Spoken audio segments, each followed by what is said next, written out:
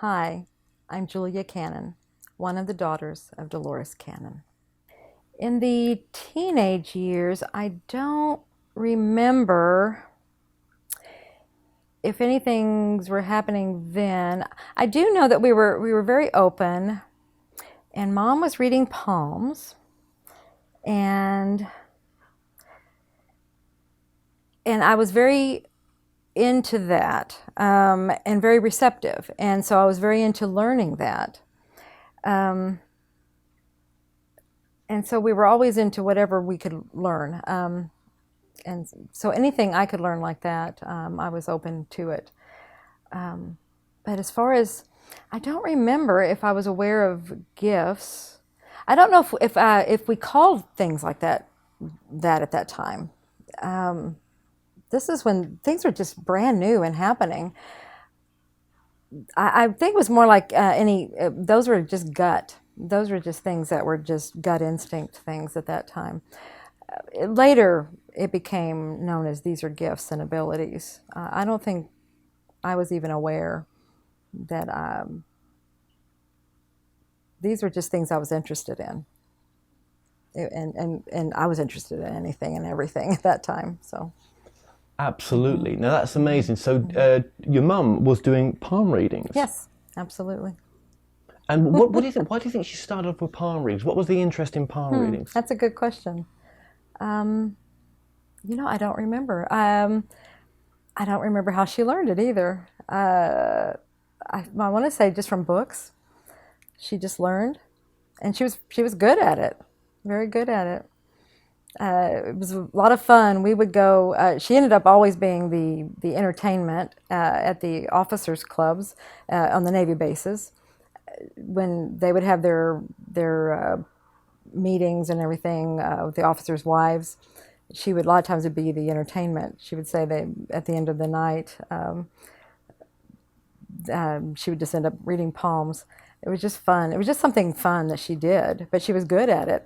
And I remember one time we first came to Arkansas, we went to, I think it was Hot Springs, and they would have readers, and we just went in there. We were young. We went in there for fun. And she's like, let's just go. Let's just see what they do. And she could tell right away the person wasn't a very good reader. She was just kind of doing some general reading, general answers. And so after the person was done, she said, well, let me just see, she kind of turned the tables on the person. She started reading her palms and gave the woman it was a lot of fun to watch. So that was a fun memory to see that happen. Absolutely. Thank you so much for sharing that. Now, Hmm as well, Dolores was in a couple of movies as well. Yes, yes. Yeah, she was probably very few people know this, and I know we discussed it before. She was an opera singer, and that was her first dream, was to be a singer, and she studied professionally, and she was in a few movies, and she wanted to go down that road, but then she started having children, and so that kind of stopped that. So What movies was she in? she was the one that most people know as Picnic. And the other? Oh, I don't remember the name of that one, but it had Betty Davis in it. So she did meet Hmm some cool Oh, some yes, she did. stars. Yes, she did. Hmm But she was an extra, but Picnic, she had a singing part in it, and so that was fun. And that was in Hollywood? No, she was in Kansas. They came to Kansas to film. While my little one, while my pretty one sleeps.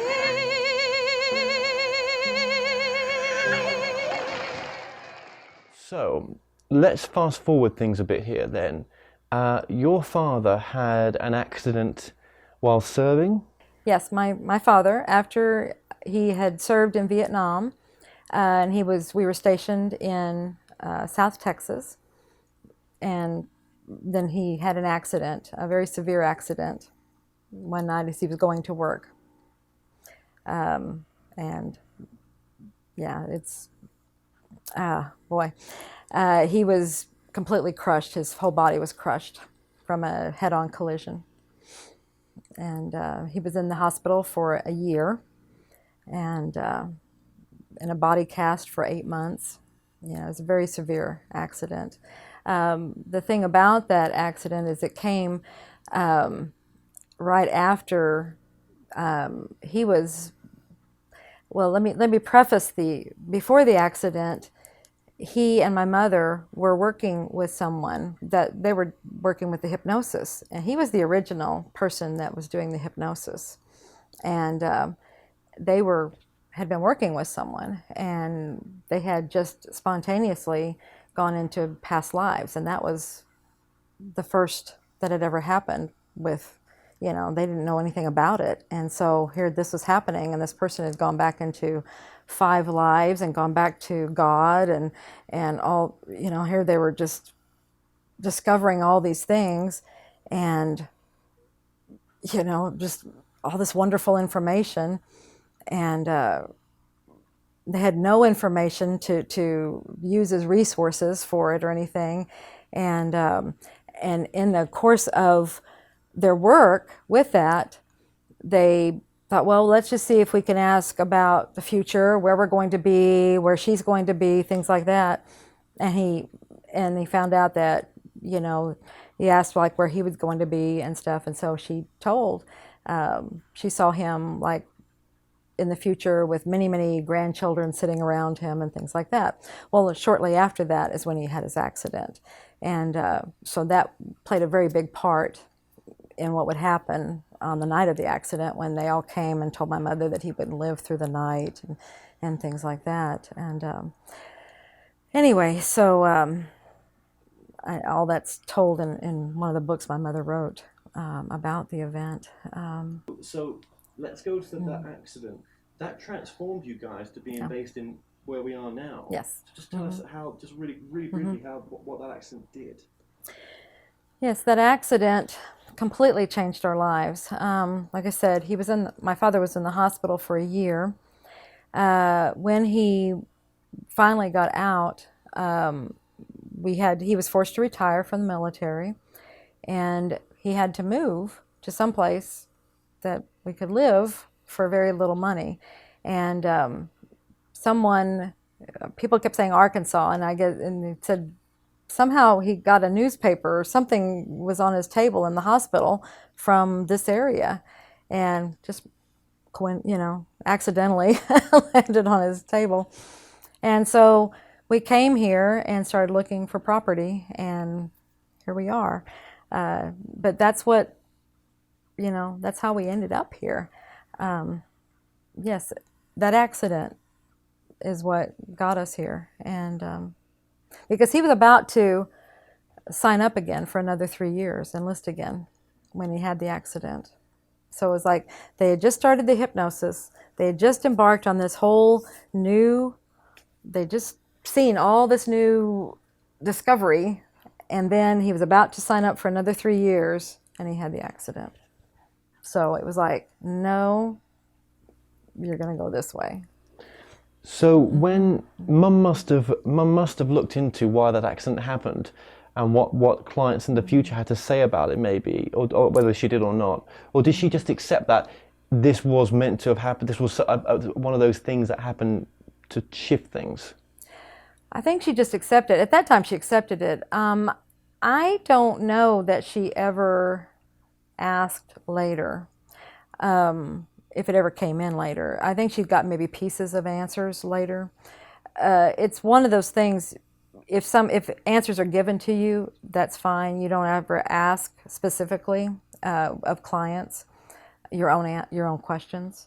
So, but sometimes things like that will just come in, when you have, if information is meant for you to have, it's just given to you. So thank you so much.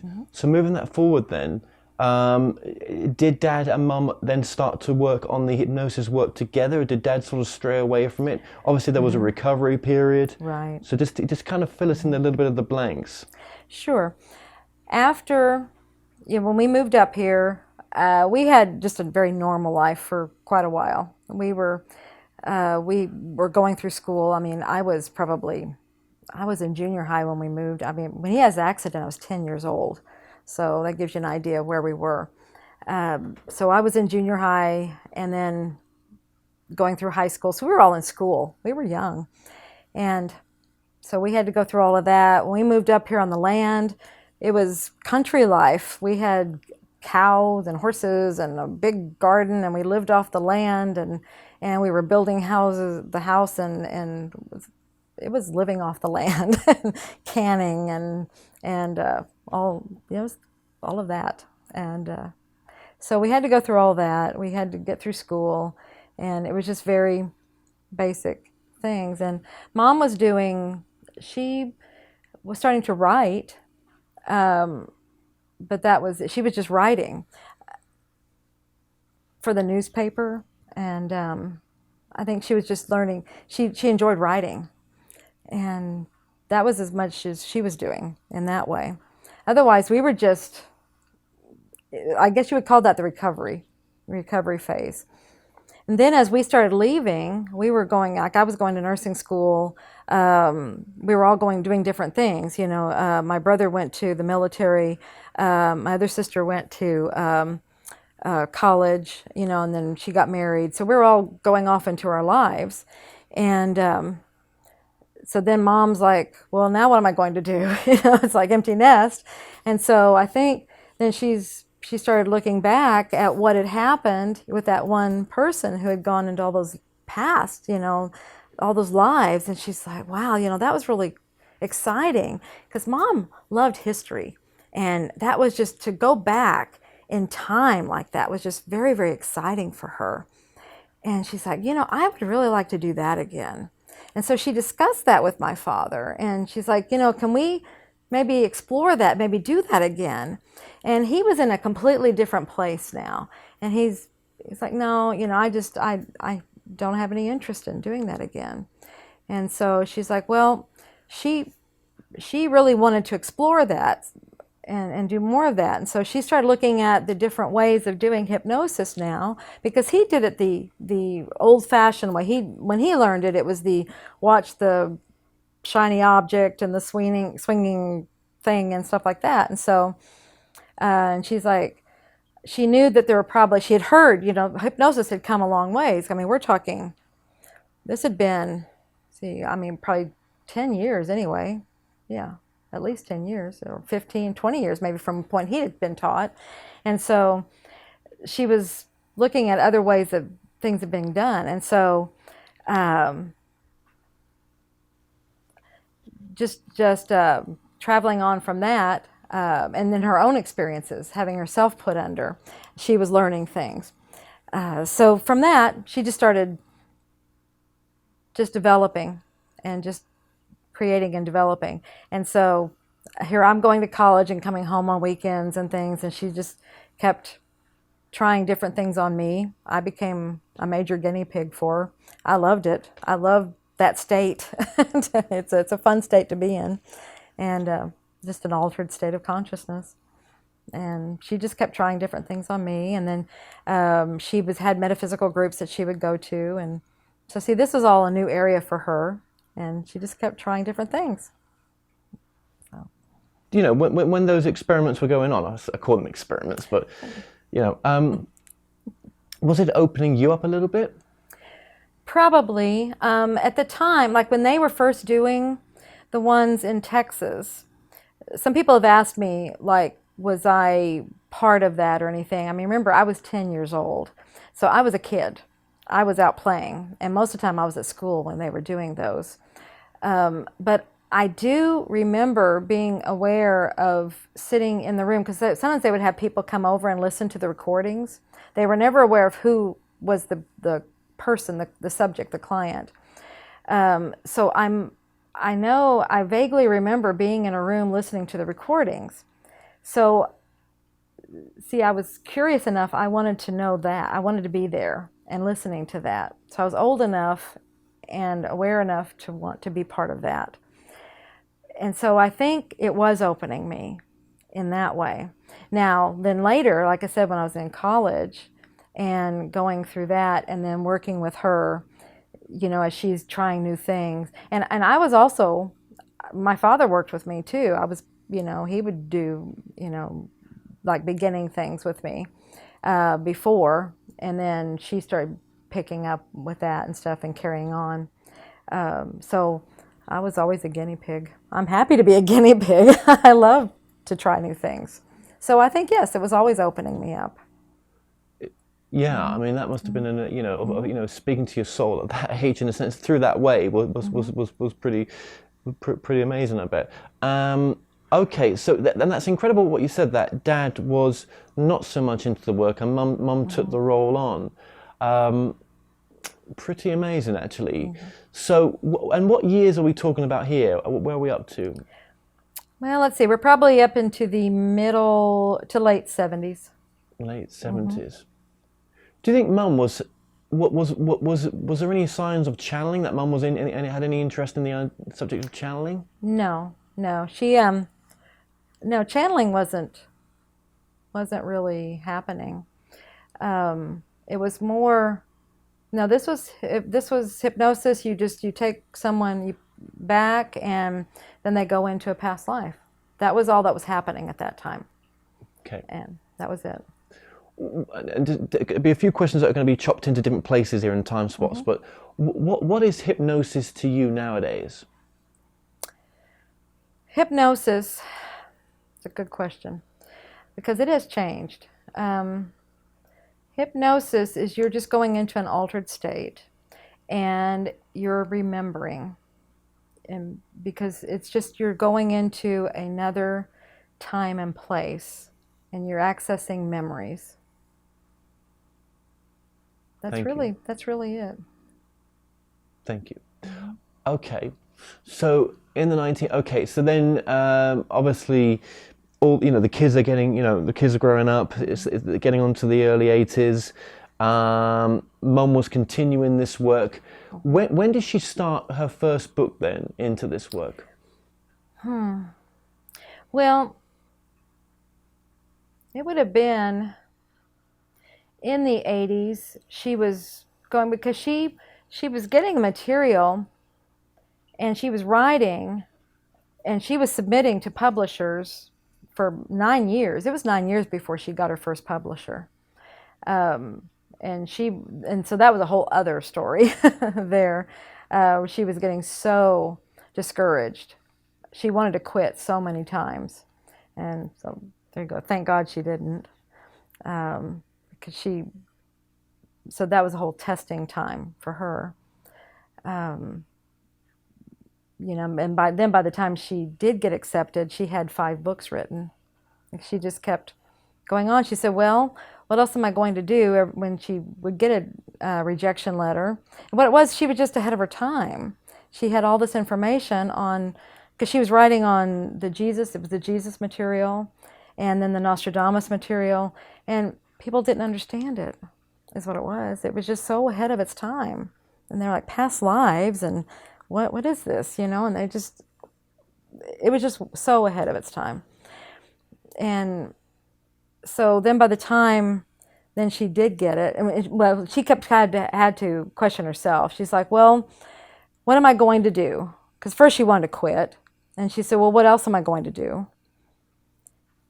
And she said, I don't know what else I'm going to do. I guess I'll just keep writing. I'll just keep doing sessions and I'll just keep writing, because I don't know, this is my passion. So I'll just keep doing my passion. And then by the time she did get accepted, she had 5 books. So the rest is history.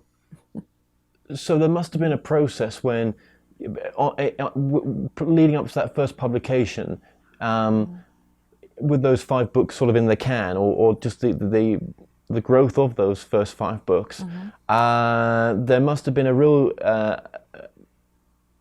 it must have been a seismic kind of amount of information that was coming through in ways that she never thought was possible. Like, for example, the Nostradamus, where she's communicating with him in another time period. Absolutely. I mean, this is new. This was new thought. This was groundbreaking thought material. You have to remember where we were at that time. It's not where we are now in mind concepts. This was unfathomable stuff. I mean, now speaking to someone in the 1500s who's saying, I'm not dead, I'm alive, you're speaking to me as I am now. We're talking about simultaneous time. I'm here, you're speaking through a portal. It's like, what? So this was all very new. and this was really some hard things. These were hard concepts to wrap our minds around. And the ET material as well. Yes, absolutely. All of that was coming. That was all happening at the same time. This was all being thrown at her very, very hot and heavy at the same time. Mm-hmm. She was groundbreaking as a female in the ET arena. Yes. Yes, absolutely. And all of it probably, that came after the Nostradamus material, and probably she was able to handle the ET material because she worked with Nostradamus, and really, and she was able to do Nostradamus because of the work she did with my father, and, each one, and she did all of those because she was so curious, and that's all it was. She was just curious. Nothing scared her. Nothing. It's just, and it's like she knew the rules, and she knew there's nothing out there that can scare you or hurt you. So all you have to do is just be curious. And what else? What else? What else? It's all for your highest good. So what else? But she wanted to remain independent. She didn't want to channel the information. She wanted to remain outside of that. Right. They asked her early on. They said, we can just come through you. We can just do it that way. And she said, no, I'd rather be the objective reporter. I feel like I can do better service to the information that way. And they said, okay, that's fine. If you would rather do it this way, we can do it. That'd be perfectly fine. And then they said they were coming to her in this manner because they knew that she would know what to do with the material. And that's why they were coming to her with clients and through clients and then giving her the material because they knew that she would put it in books to be able to distribute out to people. Mm-hmm. Now, she formed her own publishing company. Mm-hmm. Why did she do that for? Okay. Actually, my father formed the company. Now, this happened because like I said, she got her first publisher after 9 years of being rejected. Now that first publisher, after a few years, I think they went out of business. Something happened to them. So she had to find another publisher. And then something happened to that publisher. And she went through a few publishers like that. And then that got to be very discouraging. And it was like, well, what's going on? And they end up, that costs a lot of money when publishers go out of business and you have problems with publishers. And so after about the fourth one, I think, that happened with, it's like, this is really disheartening and expensive. And so then my father just said, well, why don't we just start our own company, our own publishing company? And Mom's like, we can do that? And it's like, yeah, let's just start our own. And that's when Ozark Mountain Publishing was born. And so they started it with hers, and then they very quickly started picking up other authors. And then actually my father passed not too long after the creation of the business. So I feel like that was his last thing that he had to do was he started the company, and then he got it born, and then he left. So. But let's be very honest here, that it wasn't easy to begin with. No. I mean, this was a struggle. Mm-hmm. Yes, and it started very bare bones. It was just the two of them first in their house. And then they, with help, they brought my sister on. And so then it was just the three. And then, like I said, then And it was just very, very, like many businesses, it's on a shoestring and it's very, very small. And then it just gradually, just very gradually grew. Just, that's just how they work. And then as mom kept lecturing and doing trips around the world and writing more books, it just was picking up little by little. And that was over several years. And then she was being told that she needed to start teaching her method. Now, actually, this came in after she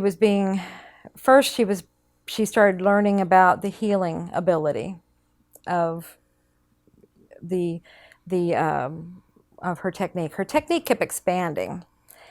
First she was doing the past lives, and then she starts having access. She starts expanding, and she starts accessing this source of all knowledge, the source of all information. We now know it's like the oversoul or the higher consciousness, what we call, everyone, or the higher self. And but it first came through, it's just like this, it's this sort, it knows everything, and she was just overwhelmed with this, and it can heal instantly, and then. So that was coming in gradually. And so then then they taught her how to contact them, and all that was happening. And so as that was all that was created, then they said, okay, you need to start teaching this. People need, more people need this. You can't see all the people in the world that need to have this done and need this attention and need this help. And so you need to start teaching this. And so that's when she's like, okay, well, you're going to have to show me how to do this. And so then she created the technique into a course, and she started teaching in, I think it was 2002. She started her first class. So I'm just going to go back here a bit. So how did she learn? Was there any courses that she did, or did she ever learn the fundamentals of hypnosis? I mean, is it taught nowadays? Like, is there a basic... It is taught. There's hypnosis. There's the national guilds of hypnosis and everything. She was kind of grandfathered in. She learned. She did go through some basic hypnosis courses and everything, but she learned very quickly through those. That's what she was doing. She was going through those, and as she had it done on herself as well, she was like, why do I have to do those things? And she's like, she kept questioning, and she understood why those things were done. And she's like, I don't like how this feels, and I like how this feels. And she would throw things out, and she would put things in, and she kept, like I said, over all those years, and as seeing how things worked with other people. Like I said, she kept working with me and as well as other people for guinea pigs, and she kept testing things, and she'd maneuver things around, and she'd see how different techniques worked and stuff. And so that's how she just kept modifying, and until especially when she got into the healing and contacting this higher power, she started learning different ways of working with this, and what worked, what didn't work, what worked better, how could you do it faster, to get it to the most efficient manner technique out there. So that's how she created her own technique. Thank you. And is it kind of similar to what Brian Weiss does and other people do with past life regression? It's similar, only in that you're going to a past life, but some of them, they stop when they get to the life after the life, to the between lives, where she goes beyond and ties it all up, where some of them, they're just going to a life, and then that's it, and then you don't understand why they went there. Where this technique, it goes beyond, and it answers all the questions as to why the person was even shown that life. So you get all the answers to their questions. And that's why they're there. You want answers. do you think there's a level of deeper than where Mum went? Do you think there's more to come than wherever Mum ventured to? Yeah, I probably. She was, I mean, she was always getting answers. She knew. I mean, every time she thought she was done, they were like, "Oh no, there's more. There's so much more," and then another convoluted book would come through. So, I would say that there's always more, and when we're ready, it always comes. So every time we think we're done, nope, that's when the next layer exposes itself. Do you think that this form of regression, or any regression like this, in its basicness, is more acceptable for people than, than other forms of bringing information through? I think it can be, mainly because it's coming through the person themselves.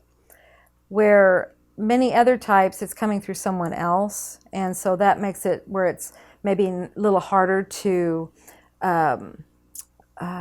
what's the word, relate to, resonate with. If they resonate, fine. But when it's coming through themselves, that's a little harder to say, well, no, I can't relate to that. I mean, it's coming through them. And that's part of them. I mean, that's how this works. The answer, that's, like I said, we've been told all our lives the answers lie within. And that's what this technique shows people, is how to connect with that part within us that has all those answers. It's just showing them where it is and where it comes from. So when a channeler connects to, like Blair, for example, connects to an aspect that is separate from himself, I bet if you asked that aspect, it would say we're all one. So Right. isn't channeling and what Mum's technique is, isn't it really connecting to the same dimensions? Probably, absolutely. It's just so a lot of times there's somebody telling you that, and where this is just you're telling yourself, and that's the only difference. And it's more effective, or it's very effective, if you can have the information coming from your own mouth, in your own words, in your own voice. And that's the only difference. And they have been telling me, my higher self, my guidance, has been telling me it's time for us to be our own channels. And so this is a way for us to become our own channels, for us to show people how to become their own channels. And like you say, you hear the voice. Absolutely. And that was how it happened for me. It was through sessions. It was having sessions, and then I think that just opened me up. And then it was just, it happened so gradually. And then when she had such, I said I was always a guinea pig, and then I was hearing the voices and everything, and I kept having that happen, and it was my gut, and it was all these, and I was having, like I said, I could hear voice, I could hear messages. I have these different abilities, but messages is one of them.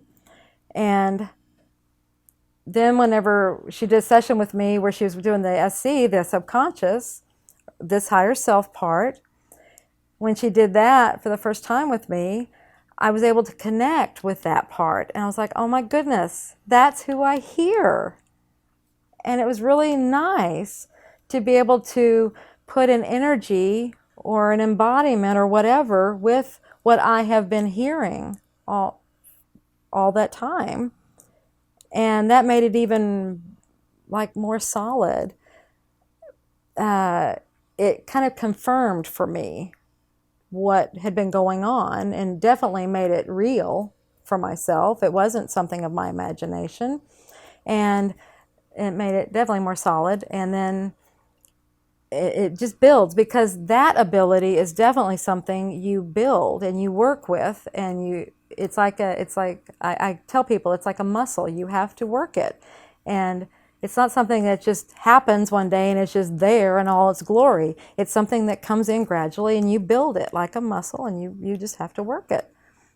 So, and the more you allow it and let it and work it, it keeps growing and building. So, and when that happened and confirmed, then I allowed it and trusted it even more. And so that continued to be able to, I allowed, and like I said, I was able to work with it even more. And as you said before, this is able to heal. How does the healing aspect work, just very briefly? Oh, it's beautiful. The healing aspect comes because it's the answers. You only have the illness, the aches, pains, illnesses are just messages, because the body is just a wonderful messenger. The body is not meant to have any aches, pains, illnesses whatsoever. It's meant to just be a wonderful mechanical machine. That's what it is. It's a biomechanical machine. And so it's here to deliver messages. And whenever, and that's what it's here for. So if you are having these issues, it's your higher self trying to deliver messages to you. So in a session, when you've got the answers delivered, see, they're delivered now. And so now you just need to go act on them. So since you've got the messages delivered, you no longer need to have the message there. It's done. So now you just go act on it. And that's how it is. So now that the message is delivered, no more ache, pain, whatever it is. See, it's gone. And that's where it's like miraculous healing. Ah, it's just done. And sometimes they'll come in also with white light, whatever. It's just healing. It's just beautiful. But it's just answers, what it is. Answers are healing. Just like in anything, how many times when you're talking with someone and they give you a different perspective of something, and you go, wow, I never thought of it that way. And just because you got that different perspective and you see it from a different way, all of a sudden, things are different. And now, because you have that different scope, see, everything is different for you. It's the same way. See, now in your body, it will be different. And now you won't hurt the same. It's all different. That's how it is. It was just there to deliver a message. And that's how it is in a session. You're given perspectives. You're given different perspectives. Those are answers. That's how the messages are delivered. So in a session then, when Dolores was asking the deeper questions, because it was mentioned earlier on that we would never, ask our own questions, but obviously Dolores was, but that was with permission of the client. Right. Well, they would just give her information. See, they would just, and if they would just volunteer information, then she would ask questions. So let's get this right. So we've got this right. So she would do in a session, Dolores would be doing a session, and then it would just kind of come through. So Yes. I'll let you answer them. Yeah. If they would just, in the session, something would happen, like that would be information that was just given in a session. That was just part of the session. So when she wrote most of her books, Convoluted Universe, she was never, right, can I ask my own questions? Right. Yeah, very rarely. No, very rarely. They would just, if they had a message for her, they would just pass it through. They just gave her information. It was very rarely that she ever asked her own personal questions. But I guess the Convoluted Universes were really about the clients, Yes. Some of the most interesting clients and their stories. Yes, absolutely. Yeah, and it was just it was just stuff that it was just coming through. It was their stories. It was that was their situation. It was from their journey. That was their story. And so she was just delving deeper within their story. That's where that information came from. It was that person's story. That's where those books came from. I mean, as all the metaphysical people out there, she was one of the biggest. She was one of the most curious. Yeah, she just wanted to know anything and everything. So I think that's really what it was. She was just one of the most curious. She just asked the most questions. Now let's just get to, okay, and also that, you did come back in the end to work with the company. Yes. And why did you choose to do that? I didn't choose. the universe, my higher self, well, I guess in a way that is me, isn't it? The bigger part of me chose, and they made me do it. Could you say what they made you do? The bigger part of me chose, and they made me come back and work with my mother. So, yeah, I thought my life was in Missouri and doing my nursing gig, but my higher self said, no, you are to come back here and work with your mother. So, But it must have changed you as a person to do this. absolutely, absolutely. It absolutely changed me as a person.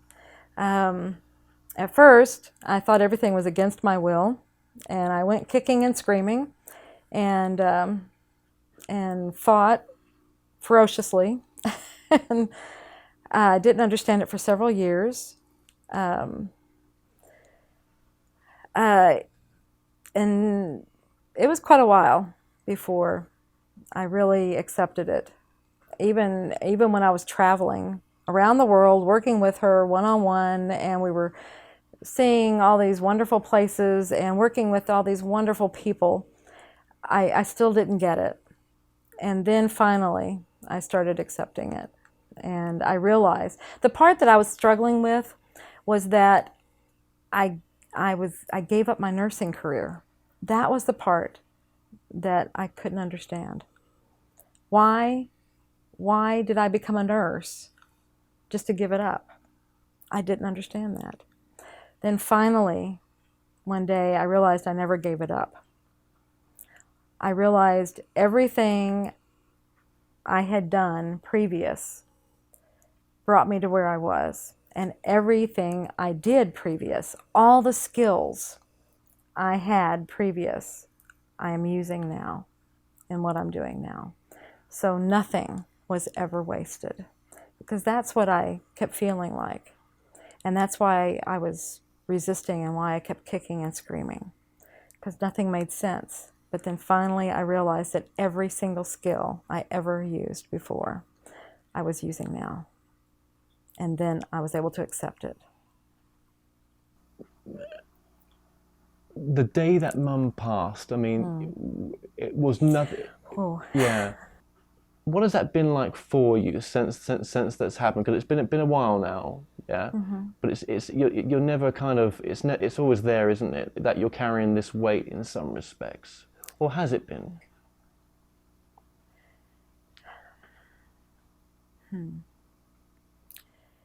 That's a multi-layered question. Multi-layered answer.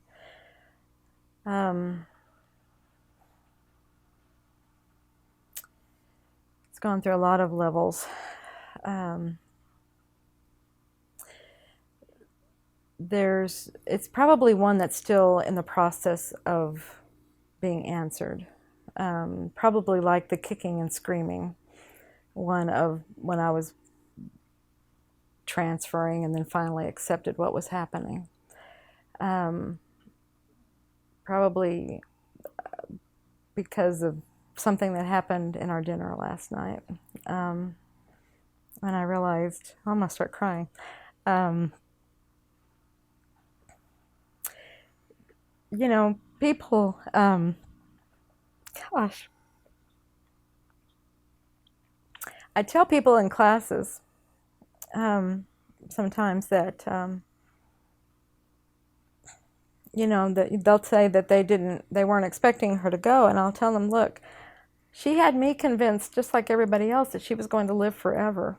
So I was probably, you know, I was just as much in shock as everybody else when she passed. You know, it was just as much a shock to me.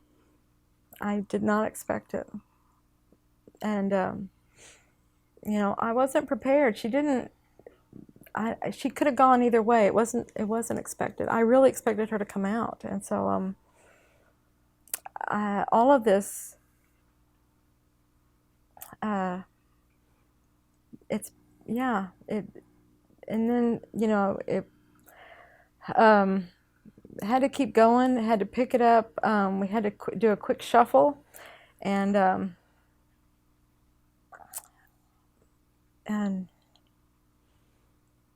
and then try to keep it moving, and never never really got to grieve, and so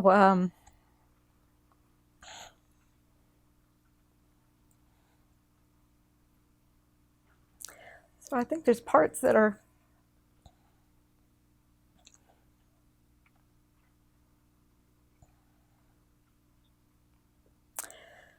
just keep coming out of nowhere sometimes, and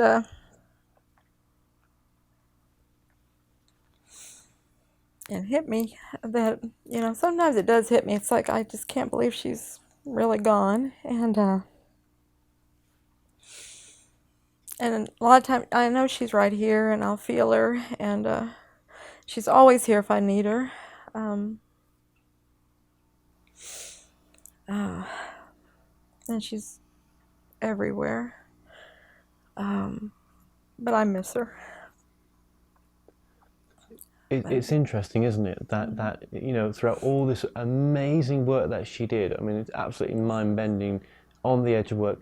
It still doesn't help. It still doesn't take the pain away, does it? No, no, no. We were very close, and she was my friend. She was my mother. She was my friend. It's like we were on this big discovery mission together. And, yeah. Yeah. And yeah. It's not over, is it? Though that's the thing for you. It's not. Right. No. It's almost like. Are we still at the beginning of something? Probably. But I don't know what. Yeah, and that's I guess that's what discovery means, isn't it? Yes. I guess we'll find out. Thank you. And what would you say? What would you say if that would be an important thing that your mum would say or say to people, or an important message that she would always give? Just always keep searching and never stop. And just always be curious. Never stop asking questions. Never give up. Okay. Thank you so much. Thank you.